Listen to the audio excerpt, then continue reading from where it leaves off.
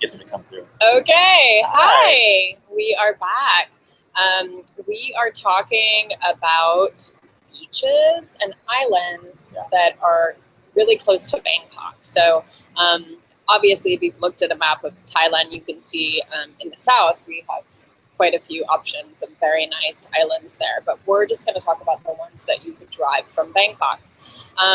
So let's start with this is if you happen to have a short trip here. A lot of people, they only get maybe a weekend, so they spend one day in Bangkok and they want to go to the islands, or they just don't have enough time or money to fly down to the south. The south, the only difference in the islands between in the north and the south is the south you get that really pretty green water, you know, that kind of like crystal green water. You find that a lot in the south, and up in the north you have to come and search for it, but still lovely beaches, same island vibe, and you could get there in 2 hours. So the first one, yeah, it's really close. The first one we're going to talk about is Hua Hin.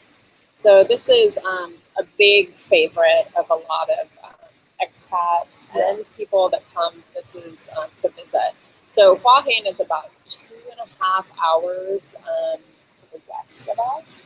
So it's really, you could rent a car and drive. You could take the minivans, are really easy to get there. There is also a train to get there. Yeah, it's a little bit long. It's 4 hours. So trains are really not in a hurry. Safety first. Yeah, go real slow. Yeah.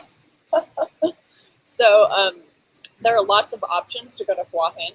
Hua Hin is really, it's a nice long beach, and there is a little spot right above Hua Hin that's a little kind of hidden. It's called Cha Am, and that's kind of if you want really not touristy, because Hua Hin is very, very, very touristy. So a little bit before you get there, there's a place called Cha Am, but if you're looking for not very many people, mostly Thais, and just kind of beaches, that's a good place to go. And then Hua Hin is really, it's really nice. It has a small downtown. The hotels tend to be a little bit more expensive there than you'll find in some of the other places we're going to talk about, just because it's a huge tourist destination. Right, everyone goes there. The prices are just kind of marked up, but great seafood, nice beaches. They have horse riding for your kids. Just ride the horse up the beach. Yeah, they have some wineries over there also. So yeah, so that's always fun. And then, so that's that direction. And if you come over to the eastern side, you can basically, the beaches over this direction, the closest one you can get to is Pattaya.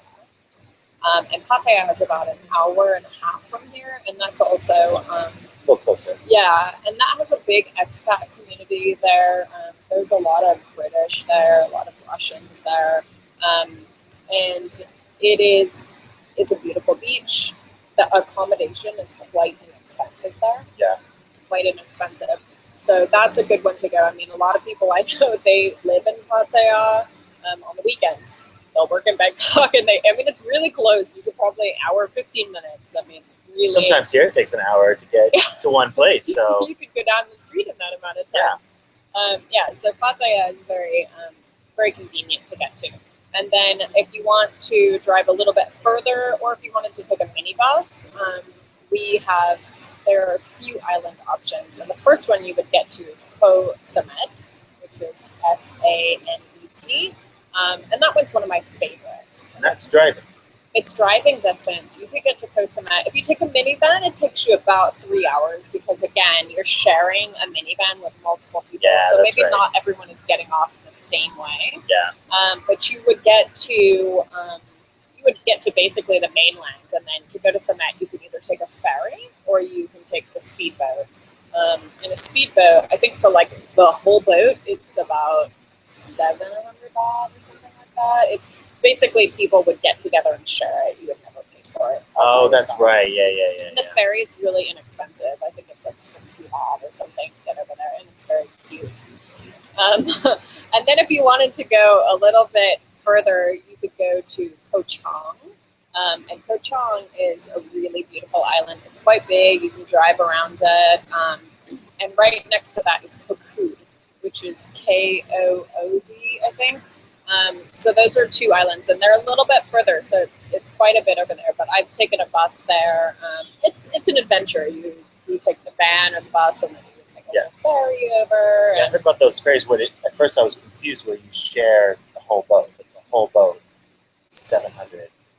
That's a speedboat. Like a Yeah, speed- yeah. that would be a speedboat. But for the Ko Chang, I think everyone has to take a ferry, and they actually have a car ferry. So if you happen to drive over there, you can just take whatever vehicle, motorbike or whatever. You could just take that right over to the island. Don't take a motorbike.